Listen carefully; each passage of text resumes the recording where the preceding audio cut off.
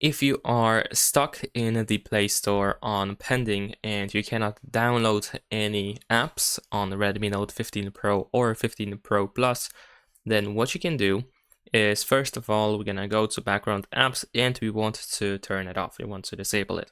I mean, just close it.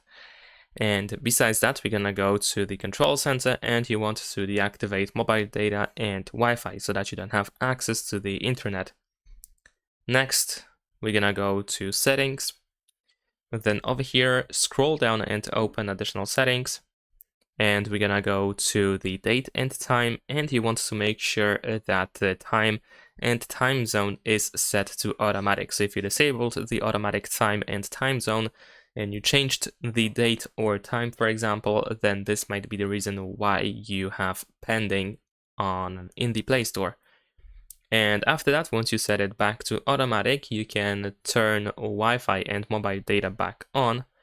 And of course, then we can reopen Play Store and you should be able to download anything that you want. Also, if that is not enough, you can also restart your phone and then it should be good to go. So that is pretty much it. Subscribe to my channel.